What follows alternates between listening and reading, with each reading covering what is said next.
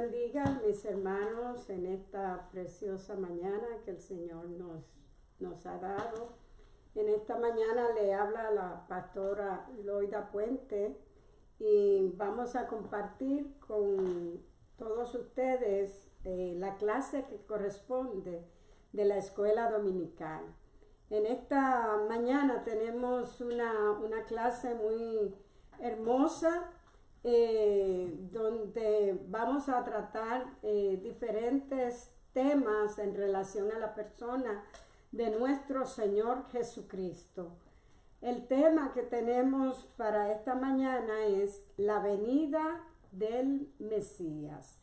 Si usted tiene su expositor a mano, si usted tiene la palabra, yo quiero que se una conmigo para que así compartamos esta lección maravillosa que el Señor tiene para cada uno de nosotros. Vamos primeramente a hacer una oración pidiendo la dirección del Señor para esta lección. Señor amado, en esta mañana te damos gracias por tu ayuda, te damos gracias por el nuevo día que nos ha dado y te pedimos en esta mañana que tú nos dirijas en todo lo que vayamos a hacer, que tú nos des, Señor, la interpretación correcta de tu palabra y que cada mensaje, Señor, que conlleva esta palabra nos llene de gozo, de alegría al saber que un día tú viniste al mundo para morir por nuestros pecados. Bendice cada uno de los hermanos que van a estar pendientes de esta lección y que el conocimiento de tu palabra los llene también de gozo. Muchas gracias. Sigue con nosotros en este día, en el nombre de Jesús. Amén. Como le dije anteriormente, el tema que tenemos para esta mañana es la venida del Mesías. La venida del Mesías. La verdad central que vamos a estar hablando dice: Dios envió a su Hijo Jesucristo para salvarnos del pecado. La razón por la cual Dios envió a su Hijo Jesucristo fue para salvarnos del pecado. Hay un versículo clave que nosotros tenemos que se encuentra en el libro de Mateo, en el capítulo 1, en el versículo 23, que dice: He aquí una virgen concebirá y dará a luz un hijo y llamarás su nombre Emmanuel, que traducido es Dios con nosotros. Emmanuel, Dios con nosotros. Después de nuestro recorrido a través de los aspectos más destacados del Antiguo Testamento respecto al plan de Dios para la redención de la humanidad, ahora comenzamos nuestro recorrido a través del Nuevo Testamento, donde estudiaremos el cumplimiento de ese plan. Vamos a estudiar el cumplimiento, ya no son las profecías, sino el cumplimiento de ese plan que Dios formó desde antes del principio, desde antes de la creación del mundo. La redención de la humanidad fue planeada por Dios antes de la fundación del mundo.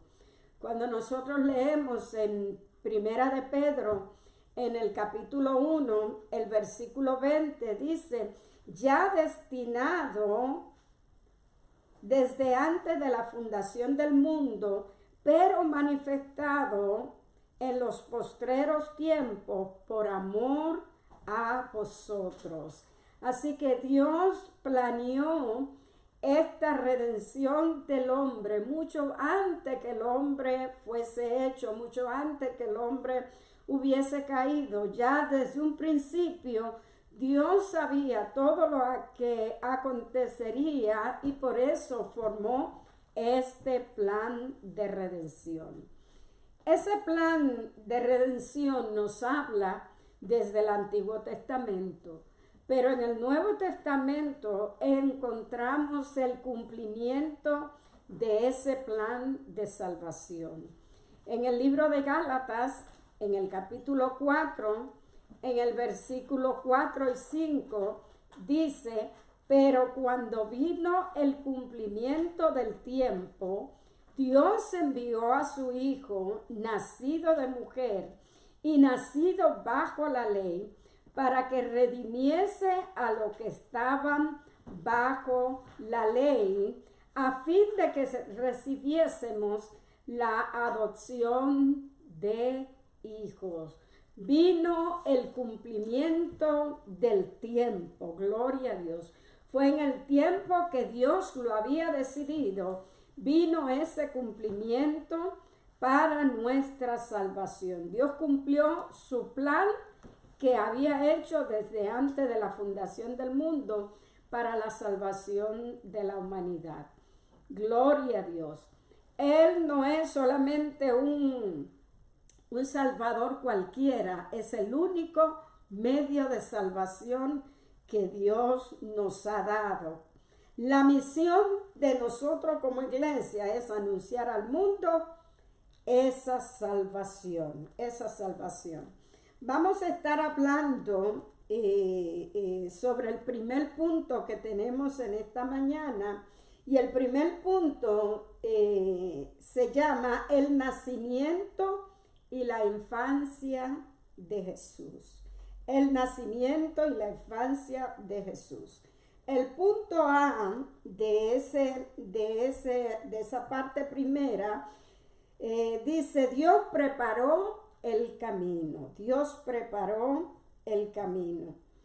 Dice el expositor acá, voy a leer: quizás alguna vez le haya preocupado la reacción que alguien pudiera tener ante las noticias que usted le comunique, sean estas buenas o malas. Al confiar en Dios, a menudo notaremos que Él prepara el corazón de la otra persona para recibir esa noticia.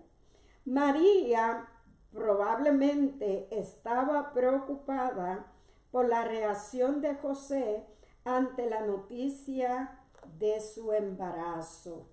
María fue la mujer que Dios escogió para traer a su hijo al mundo. Qué gran honor tuvo esta mujer.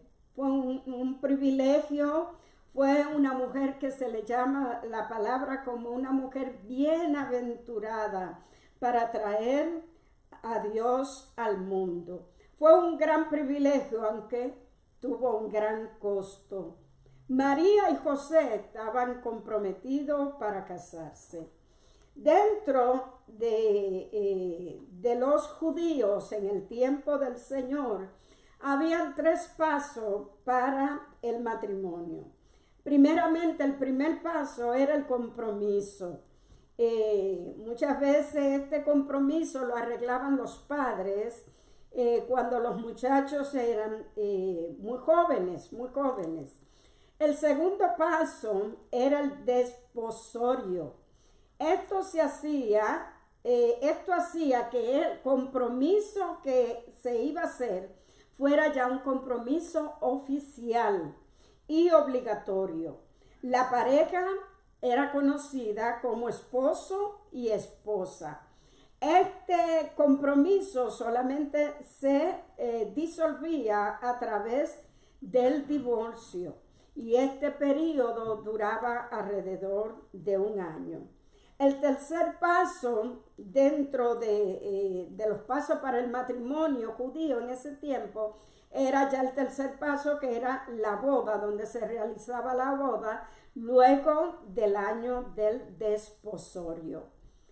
El tiempo del desposorio era el tiempo donde el novio se preparaba, ya sea arreglando una casa, comprando las cosas que necesitaba para traer a su esposa para vivir con él. Así que era un tiempo de preparación. Y en ese tiempo de preparación es donde el ángel se le aparece a María y le da a María la noticia de que ella había sido escogida para traer al Hijo de Dios al mundo.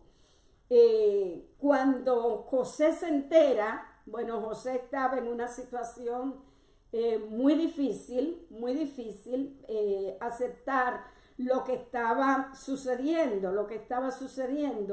Y dice la escritura en el libro de Mateo, que es donde vamos a estar leyendo en esta mañana, Mateo capítulo 1, el versículo 18,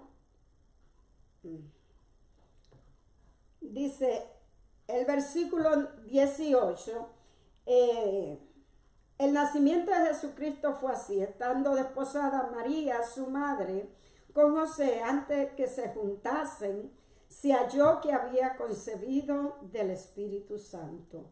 José, su marido, como era justo y no quería infamarla, quiso dejarla secretamente. El hecho de María estar embarazada era una humillación para José.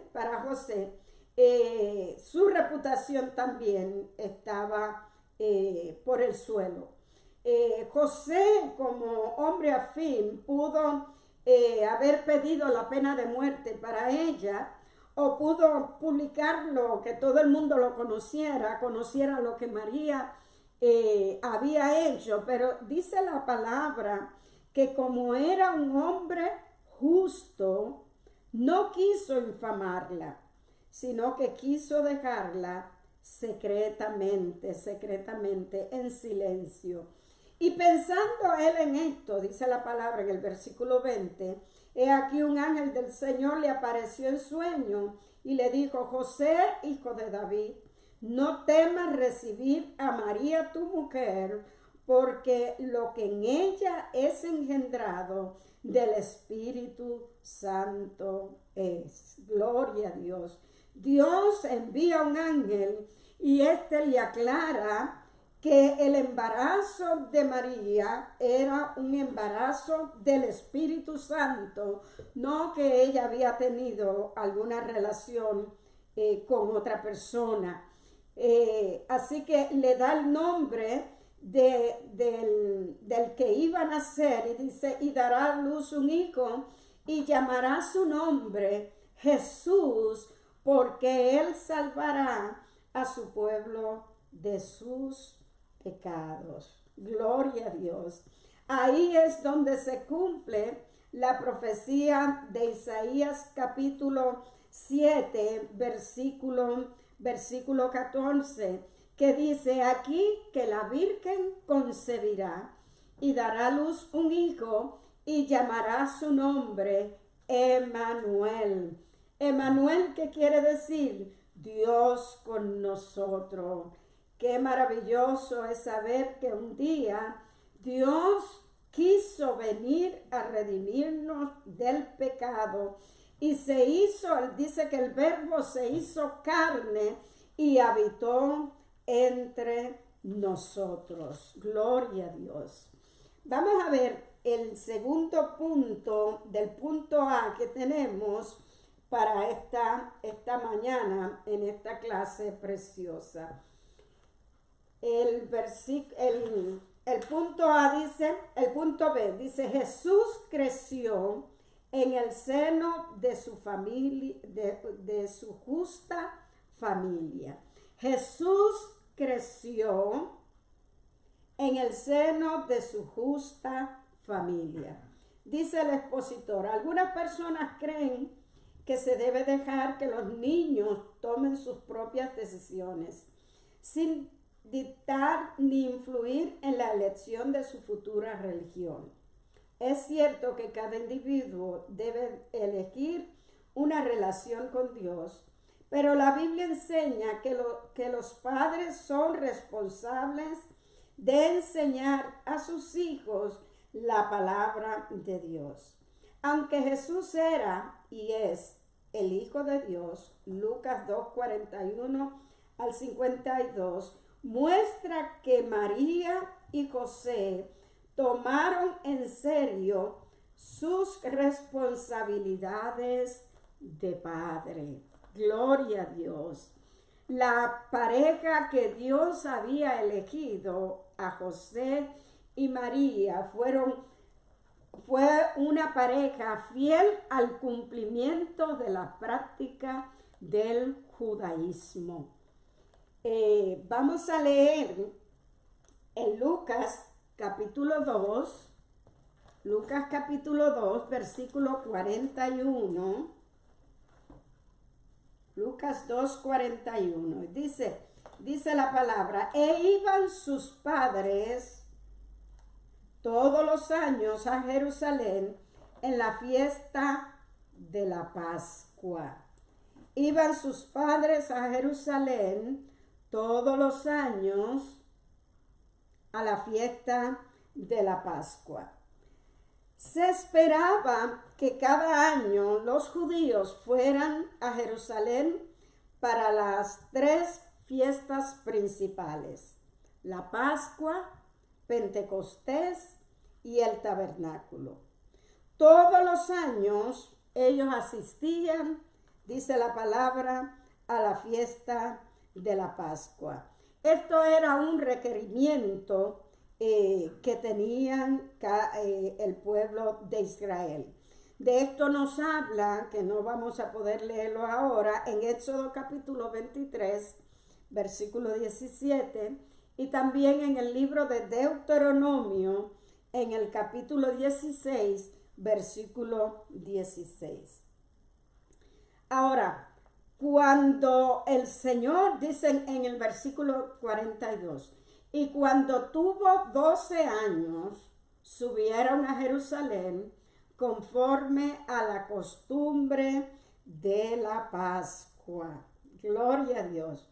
Cuando Jesús tuvo los 12 años, esta ida a Jerusalén para esta celebración fue algo especial para él.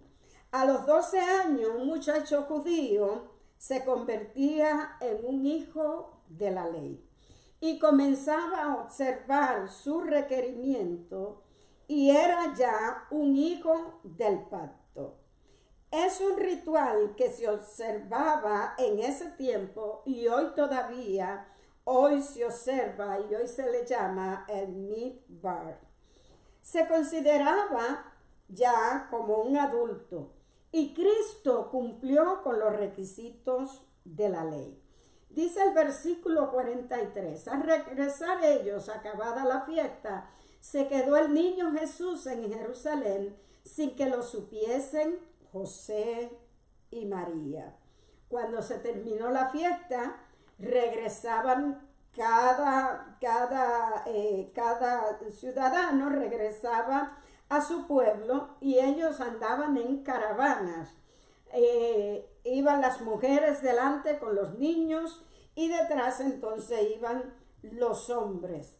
Como Jesús ya tenía 12 años, podía estar en cualquiera de los dos grupos. Podía estar en el grupo que iban delante, que iban las mujeres con los niños más pequeños, o podía estar también ya con los adultos, con los hombres adultos que venían detrás. Jesús se queda en Jerusalén sin darse cuenta sus padres. Uno pensaba que estaba con un grupo y el otro pensaba que estaba con el otro grupo. Dice el versículo 44, y pensando que estaba entre las compañías, anduvieron camino de un día y le buscaban entre los parientes y conocidos, pero no le hallaron. Entonces comenzaron a buscarle, no lo encontraron y regresaron entonces de nuevo a Jerusalén. Y cuando ellos llegan allá a Jerusalén, encontraron al Señor en el templo. 3 días después. Imagínense la aflicción que tenían ellos buscando al Señor y no lo encontraban, pero fueron allá y lo encontraron, fue en el templo, y dice en el versículo 46, aconteció que 3 días después le hallaron en el templo sentado en medio de los doctores de la ley, oyéndole y preguntándoles.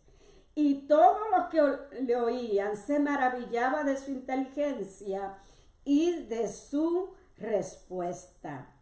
Para la temporada de la Pascua era costumbre que el Sanedrín se reuniera en público en el atrio del templo para discutir en presencia de todos los que estaban cuestiones religiosas y teologías. Y allá encontraron al Señor. Era una conversación muy interesante, y aunque él era un niño que apenas tenía 12 años, sin embargo, él tenía una comprensión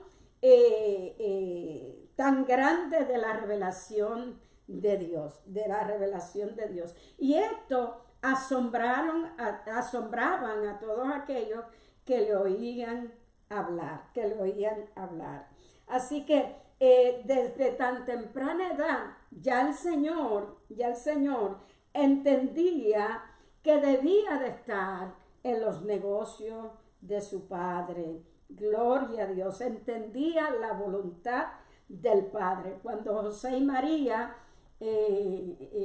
hablaron con él, el Señor le contesta, entonces él les dijo: ¿por qué me buscáis?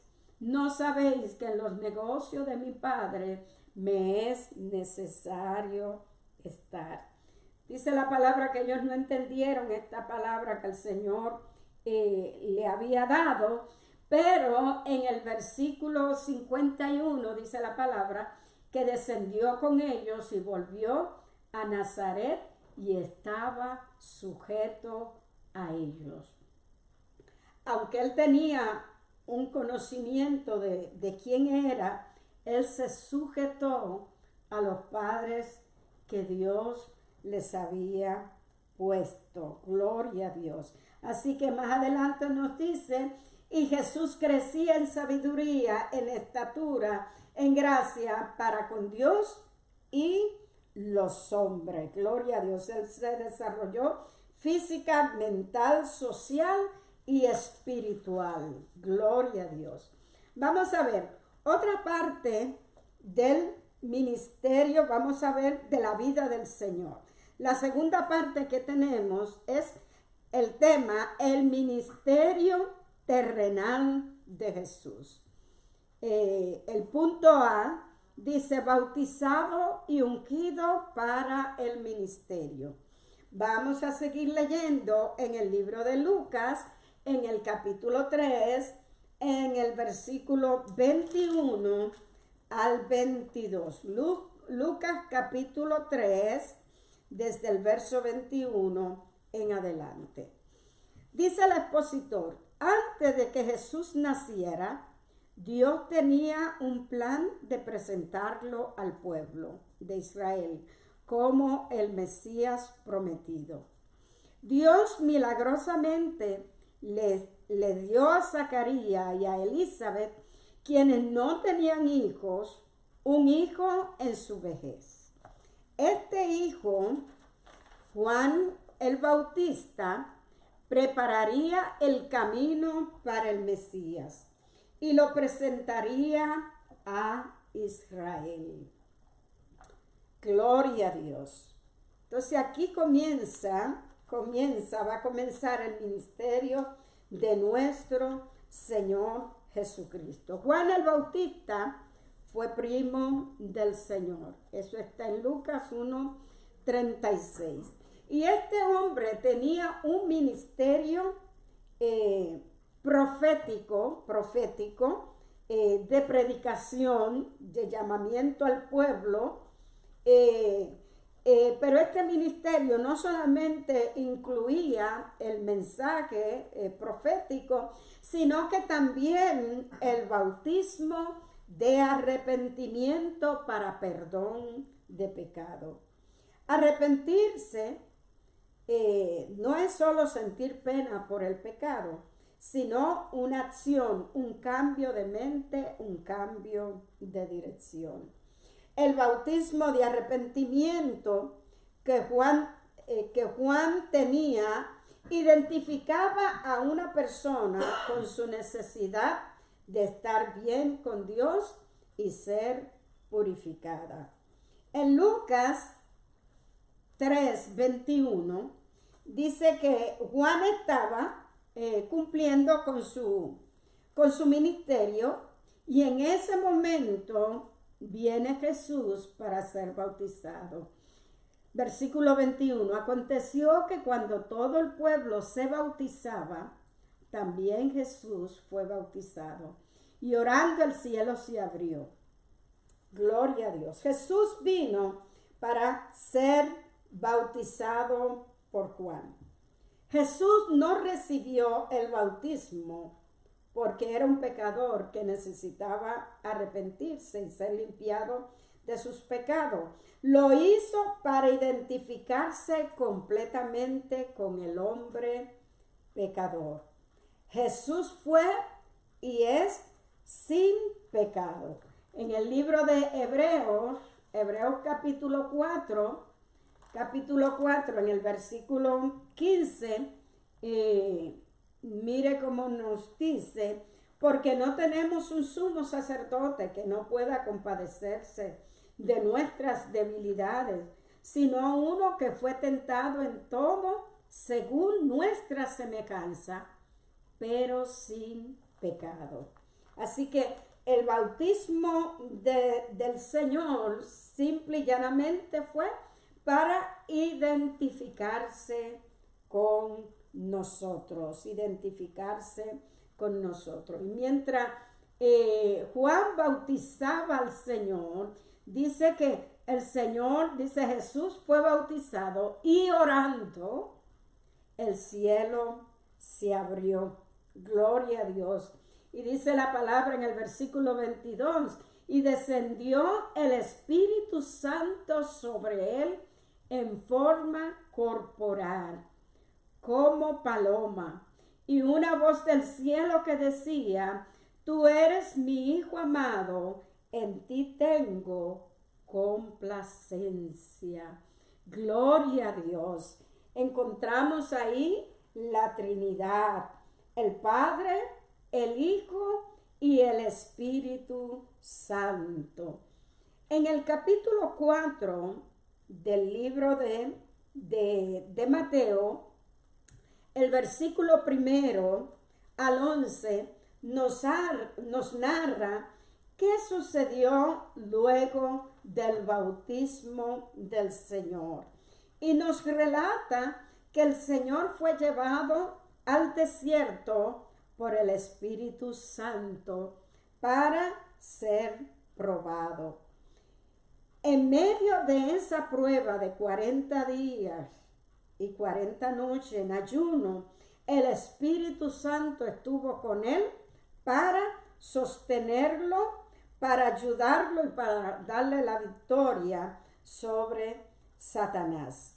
En Lucas capítulo 4, volvemos a Lucas, en el capítulo 4, versículo 14 al 21, nos narra cómo comenzó el Señor su ministerio, y su ministerio mayormente de enseñanza en la sinagoga bajo el poder del Espíritu Santo. Versículo 14, y Jesús volvió en el poder del Espíritu Santo a Galilea, y se difundió su fama por toda la tierra de alrededor, y enseñaba en las sinagogas de ellos, y era glorificado por todos. Gloria a Dios. Entonces el Señor comienza, y cada día de reposo, que era el sábado, que ellos acostumbraban ir al templo, el Señor iba al templo y allí enseñaba la palabra. En esta ocasión, él llega a Nazaret, que es el lugar donde él se había criado, y el día de reposo se fue al templo y participó de los servicios en la sinagoga. Le daba la oportunidad para hablar, y el Señor aprovechó estas oportunidades para traer la palabra. Y cuando se le dio esa oportunidad, dice la palabra, que habló lo que dice en Isaías capítulo 61, el versículo 1 y el versículo 2. Y cuando terminó dijo que esto se había cumplido. Hoy se ha cumplido esta escritura delante de vosotros. El ministerio del Señor se destacó por lo que él iba a hacer. Y lo nombra ahí Isaías claramente.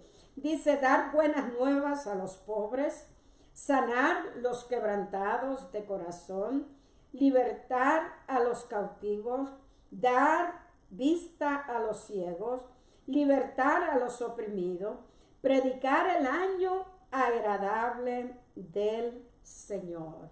Y ese año había llegado. Gloria a Dios, el Mesías estaba ahí con ellos y Jesús vino a sanar el daño que el pecado había causado en el hombre. Vamos entonces a entrar en la parte B de este punto número 2. Autoridad para sanar y perdonar. Eso está en Lucas capítulo 4, el versículo 31 al 37. Lucas 4, 31 al 37. Vamos a leer lo que dice el expositor.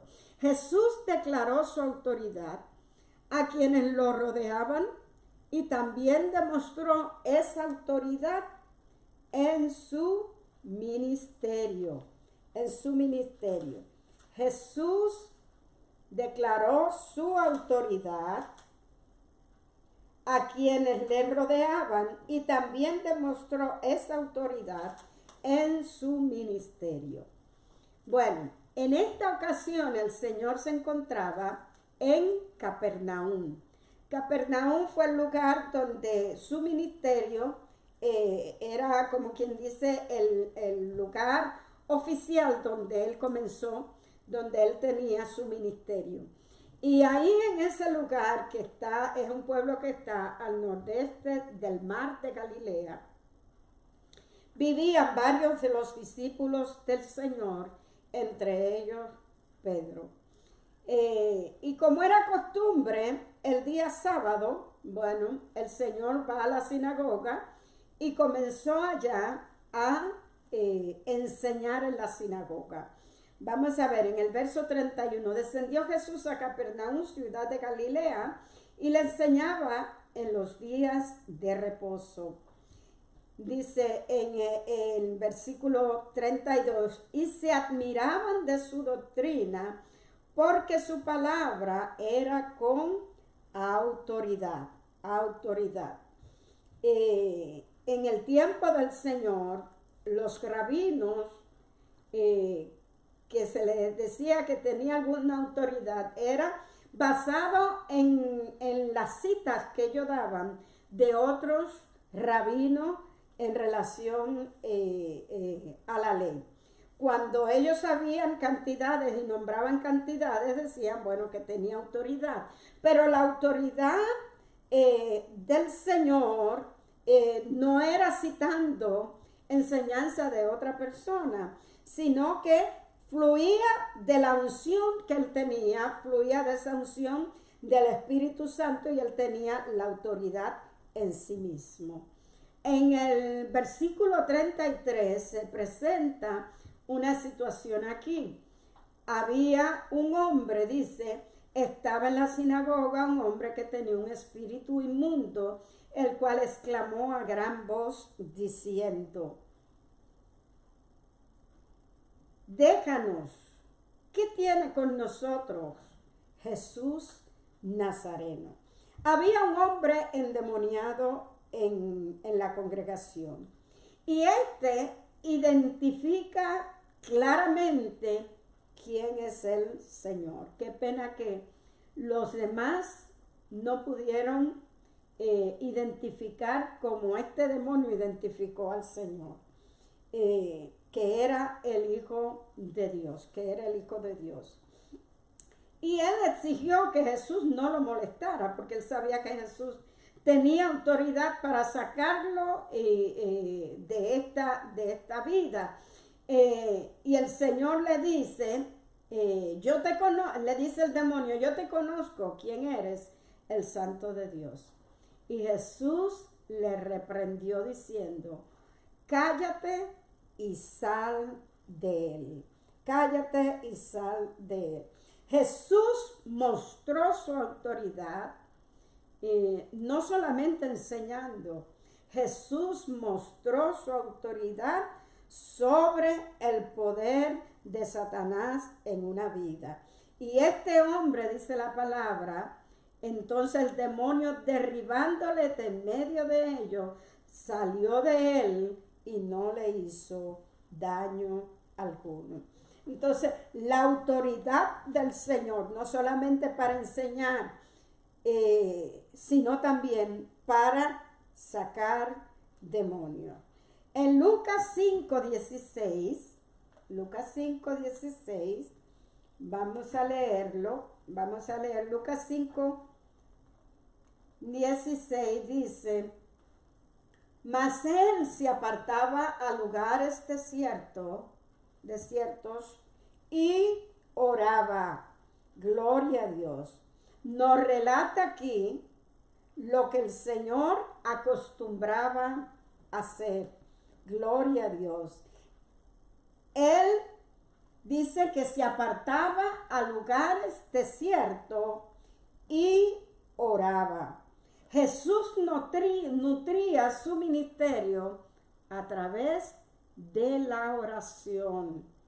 Si nosotros queremos que el ministerio nuestro pueda progresar, tenemos que sacar tiempo para orar. Y si el Señor, que era Dios, que era Emmanuel, Dios con nosotros, buscaba ese tiempo para pasarlo delante de su Padre Celestial en oración, nosotros mucho más necesitamos apartarnos, sacar tiempo para orar delante del Señor. De esa manera nutrimos nuestra vida.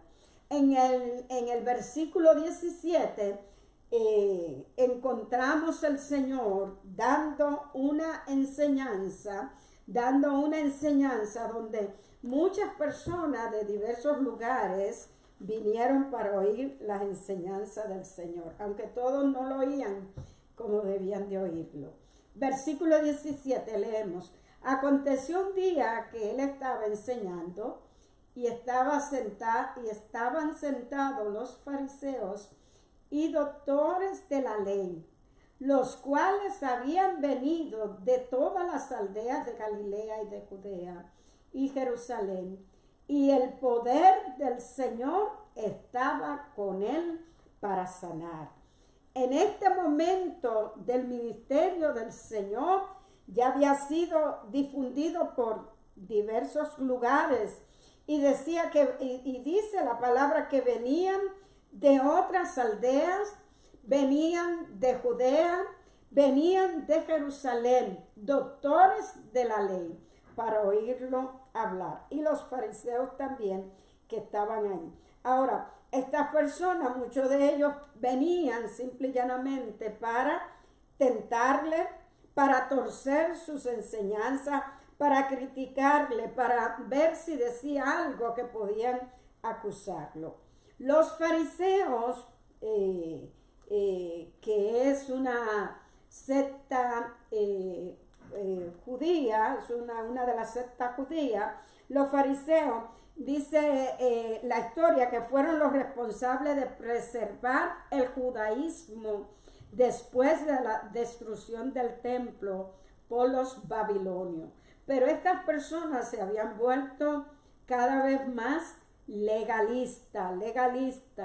Ahora, estaban a ellos ahí oyendo lo que el Señor estaba enseñando. Y en ese momento hay un grupo de amigos que traen a un hombre que era paralítico, tratan de traerlo al Señor para que el Señor lo sanara. Tenían fe de que el Señor podía sanarlo. Y no había forma de que ellos pudieran traer al Señor desde la entrada. Pero dice la palabra en el versículo 18, y sucedió que unos hombres que traían en un lecho a un hombre que estaba paralítico, procuraban llevarle adentro, ponerle delante de él.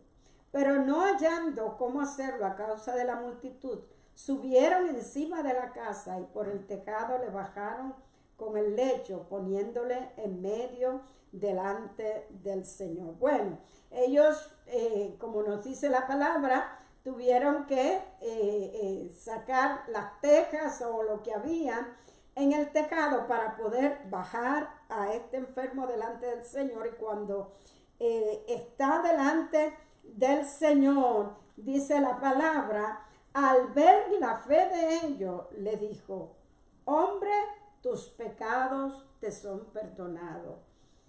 Quizás sus amigos o las personas que estaban ahí, lo primero que pensaron que el Señor lo iba a sanar. Pero el Señor entonces lo que le dice es que le perdona sus pecados. Tus pecados te son perdonados. ¿Por qué el Señor le perdona primeramente los pecados a este hombre antes de sanarlo? Porque era la necesidad mayor que este hombre tenía. Su necesidad mayor era que el Señor le perdonara sus pecados, El pecado es la raíz de donde vienen todos nuestros males. El perdón es más importante que la sanidad, Nosotros podemos enfermos, morirnos, y si nuestros pecados han sido perdonados, nosotros podemos llegar al cielo, pero si nuestros pecados no han sido perdonados, no podemos llegar al cielo. Jesús trató con el problema del pecado. Gloria a Dios. Cuando los pecados del hombre son perdonados, Él se convierte en el Hijo de Dios. Claro, esto trajo una crítica, no crítica, porque dice la palabra que cavilaban diciendo, ¿quién es este que habla blasfemia? No lo dijeron, sino que comenzaron a pensarlo. Pero como el Señor conocía los pensamientos de ellos, le llamó a la atención. Y le dice, ¿qué es más fácil decir? ¿Tus pecados te son perdonados? O decir, levántate y anda. Gloria a Dios. Y dice, pues para que sepáis que el Hijo del Hombre tiene potestad, gloria a Dios, en la tierra para perdonar pecados, dijo al paralítico, a ti te digo, levántate, toma tu lecho y vete a tu casa. Y dice, al instante levantándose en presencia de ellos y tomando el lecho en que estaba acostado, se fue a su casa y glorificaba al Señor. ¡Qué precioso! Jesús tiene autoridad sobre las enfermedades, sobre Satanás, y también tiene autoridad para perdonar pecado. El último punto que tengo es el tercer punto. Dice la muerte y la resurrección del Señor. Este punto está en el libro de San Juan, en el capítulo 19, del versículo 16 al 18. Esta clase mayormente trata sobre los puntos principales en la vida del Señor: su nacimiento, la crianza del Señor, el bautismo del Señor, el ministerio del Señor y por último la muerte y la resurrección del Señor. Jesús murió por los pecadores. La palabra de Isaías y muchos otros profetas respecto al Mesías se cumplieron en Juan 19. El sistema de sacrificio del Antiguo Testamento había señalado a este día en que el Cordero de Dios sin pecado daría su vida para redimir a la humanidad de la gravedad del pecado. Bueno, todos nosotros conocemos lo que sucedió en la muerte de nuestro Señor Jesucristo. Una de las cosas que sabemos es que lo entregó uno de sus discípulos. El Señor fue llevado al Sanedrín para ser juzgado y fue condenado por el Sanedrín, que era la corte judía. Y luego entonces, como los judíos no podían matar a una persona, tenían que llevárselo a los romanos. Y el Señor entonces fue llevado a Pilato, que era el gobernador en ese tiempo. Y Pilato encontramos que varias veces quiso intentar que el Señor saliera libre, porque lo consideró que era inocente. No lo voy a leer, pero ustedes lo pueden buscar en su Biblia. Lucas 23, versículo 4, en el versículo 15, en el versículo 20, en el versículo 22, y en el libro de Juan, en el capítulo 19, versículo 4 y versículo 12. 5 veces se trató Pilato de que el Señor saliera absuelto, pero lo entregó para ser crucificado. Jesús se sometió a la cruz, la manera más cruel de infligir la muerte, como el medio de proporcionar perdón por el pecado de la raza humana. Y luego que el Señor había sido azotado y maltratado, fue llevado a la cruz. Cuando iba de camino, nosotros conocemos que Simón Cirene, eso está en el libro de Mateo 27:32, lo ayudó para cargar la cruz. Y allá fue crucificado. Esta era la peor forma, y es la peor forma de morir de un ser humano. Fue muy difícil ese momento en la vida de nuestro Señor Jesucristo. Tuvo una muerte lenta y dolorosa. Pero ya casi antes de entregar su vida, dice la palabra en el versículo 28, después de esto, sabiendo Jesús, porque él conocía todo, que ya todo estaba consumado, dijo, para que la escritura se cumpliese, tengo sed. El verso 30, cuando Jesús hubo tomado el vinagre, dijo, consumado es, gloria a Dios. Y habiendo inclinado la cabeza, entregó el Espíritu, gloria a Dios. Jesús consumó el plan de redención. Había sido consumada, gloria a Dios. Así que él llevó hasta el final todo el plan que su padre había trazado. Jesús muere antes de la Pascua. Los judíos le habían dicho que trataran de acelerar la muerte de los que estaban en la cruz, pero cuando fueron donde estaba el Señor, ya el Señor había muerto. Dos hombres que se destacaron en enterrar al Señor fue José de Arimatea y Nicodemo. Todo esto lo encontramos en el libro de San Juan, en el capítulo 19,